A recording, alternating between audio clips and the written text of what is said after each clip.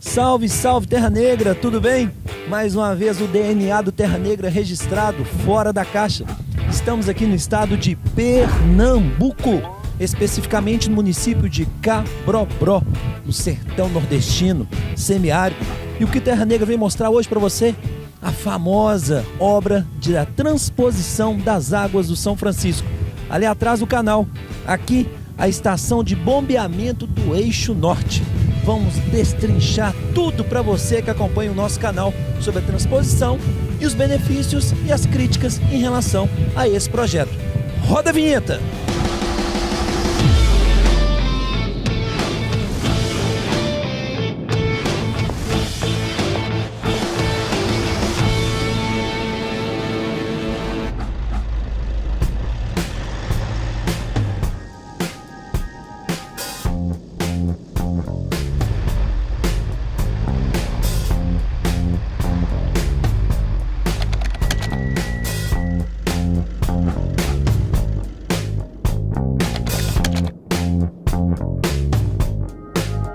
Salve, salve, Terra Negra!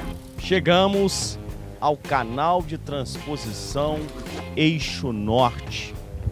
A integração de bacias, esse projeto que efetivamente mudou de nome, né? O primeiro nome foi transposição, agora integração de bacias. Integração da bacia do São Francisco, a grande bacia perene do semiárido, com as bacias intermitentes do semiárido setentrional. Uma obra que consumiu mais de 6 bilhões de reais de recursos públicos. Talvez poderíamos pensar numa das obras mais polêmicas da história do nosso país. E o fato é, qual a justificativa para um empreendimento desse porte? Senhor Vitor Augusto, meu caro amigo Vitor Augusto, mostrou imagens aqui de níveis absurdos que estamos presenciando aqui para o bombeamento. O custo operacional desse sistema também é muito alto.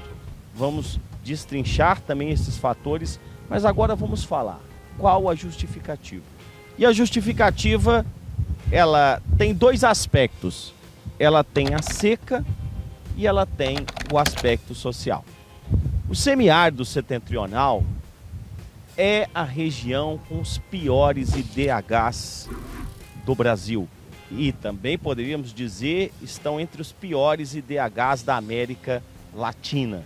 Aqui temos condições de vida semelhantes às condições da África subsaariana. E aí sempre fica a grande questão: o que produz tanta miséria? O que produz tanta pobreza? E se pensarmos no histórico dessa área, vamos ver que a seca gerou realmente muita fome, muita morte e muita miséria. Há relatos históricos que falam dos impactos sociais da seca desde o século XVI. Relatos de populações indígenas que fugiam dessa região em busca do litoral, fugindo da fome, fugindo da própria pressão da seca. Há relatos do século XVII, do século XVIII e também relatos do século XIX. No século XIX, vivemos a pior seca da história do Nordeste, a famosa seca dos Noventinha.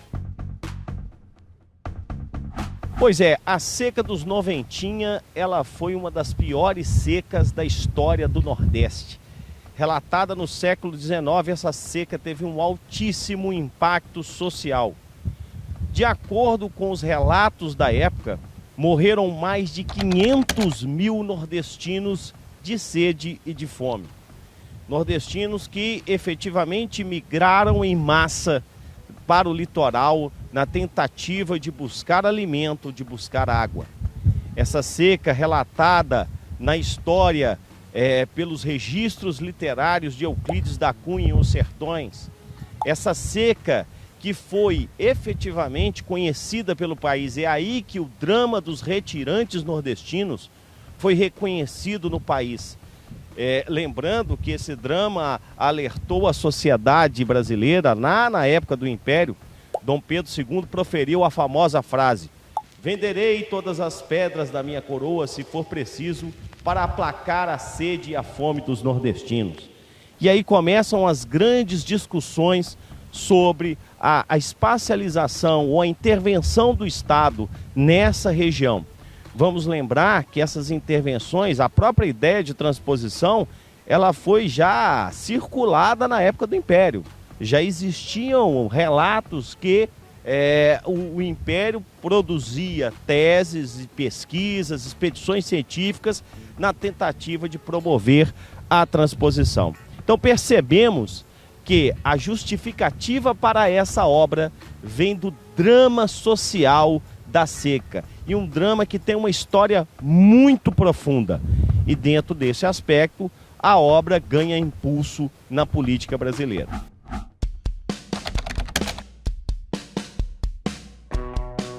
Pois é, meus caros, estamos aqui no projeto da transposição ou integração. Olha só, inicialmente esse projeto era chamado de Transposição do São Francisco. Entretanto, um projeto de grande volume como esse aqui precisa da opinião pública favorável. E aí, então, decidiu-se alterar o nome para Projeto de Integração Nacional.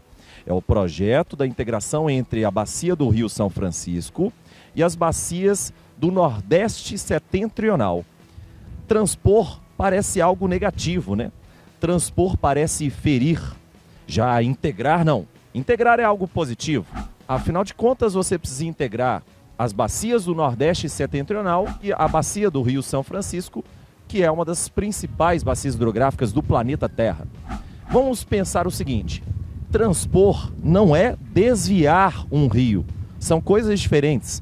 Transpor é capturar, bombear parcialmente a água desse rio para um outro rio ou principalmente para uma outra bacia hidrográfica. Então vamos pegar aqui no caso de São Francisco. Nós temos, como vocês podem observar aí no mapa agora, a bacia do Rio São Francisco e as bacias que estão além Araripe, ou seja, as bacias do Nordeste Setentrional. A bacia do Rio São Francisco tem um importante rio, que é um rio perene, e portanto já traduz como uma condição diferenciada para o sertão nordestino, para o semiárido nordestino, ser um rio perene. E as bacias do Nordeste Setentrional são compostas em sua maioria por rios intermitentes, ou seja, rios que não possuem água no seu leito durante todo o ano. E a função, o objetivo então da transposição é perenizar bacias e rios que são intermitentes. Para isso, eu preciso tirar água de uma bacia e jogar na outra.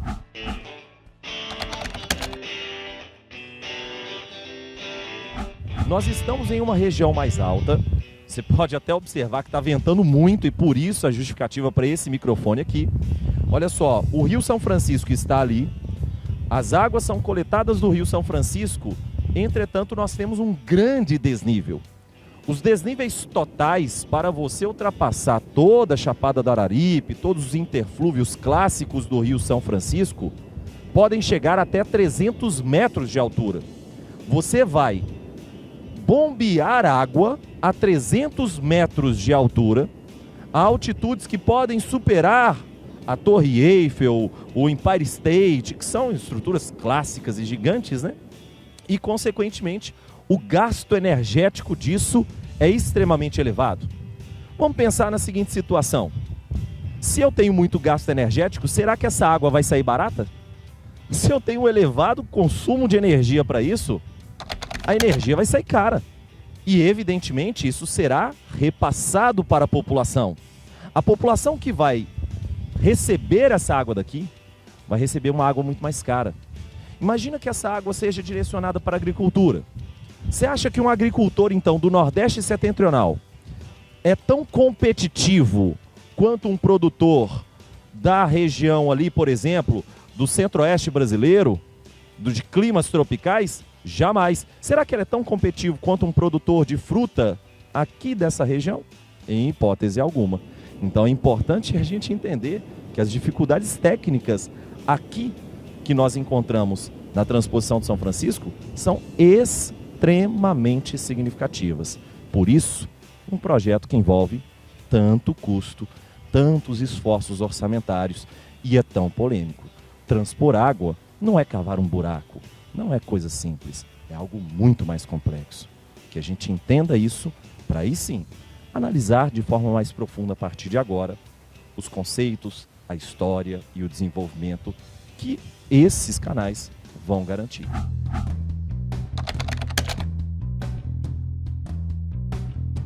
Então, pessoal, é o seguinte, além da perenização de cursos intermitentes, como eu citei, nós temos também o preenchimento de algumas importantes barragens para atendimento da população aqui no interior do Nordeste. É importante pensarmos que essas barragens são fundamentais para atenderem a população... Olha, um tanto de espinha aqui, ainda que sorte aqui. Para atender a população urbana. Um grande exemplo dessas barragens que serão atendidas com as águas da transposição seria a barragem de Boqueirão, que atende a Campina Grande e outros 18 municípios daquela mesma região. Além disso, mais de 10 barragens serão atendidas por essas águas, o que configura efetivamente uma participação muito importante para atender essa população.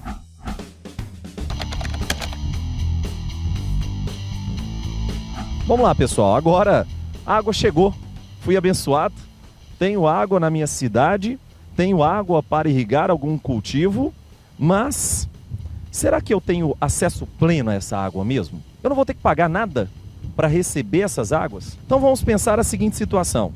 Para bombear a água a partir de desníveis tão significativos, nós temos isso aqui, olha. Algumas pequenas centrais hidrelétricas foram construídas. Além disso, a captura, a partir dessa subestação que nós temos aqui, da energia que é produzida lá em Paulo Afonso, no Rio São Francisco. E por isso, o custo dessa água, ó, sobe. O custo da água subiu, aí, meu irmão, a gente vai ter uma dificuldade de competitividade do agricultor lá do Nordeste Setentrional com o agricultor que está na margem de São Francisco, que apesar de ter um custo elevado para a captura dessa água, apresenta um custo muito menor se comparado a esse gasto energético todo.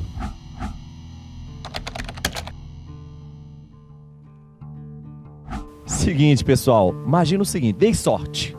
Minha cidade ou a minha fazenda, meu pequeno lote, minha pequena gleba, o meu torrão de terra foi agraciado por esse canal aqui e passou pela minha fazenda. Eu posso tirar essa água? Jamais. O bombeamento não é feito do canal para as casas ou do canal para as cidades. Esses canais aqui vão atender diretamente as barragens, as diversas barragens que nós temos aqui no interior do Nordeste. E por isso, lá na barragem, isso vai ser contabilizado. Aqui no canal, jamais. E como uma redenção ceifando a dificuldade, quem diria que esse rio, em sua grandiosidade, ganharia um curso novo, matando a sede do povo, mudando a realidade. Nosso Rio São Francisco, um mar para esse sertão, divindade natural maior dessa região que ganha novos caminhos, vai socorrer os vizinhos com sua transposição.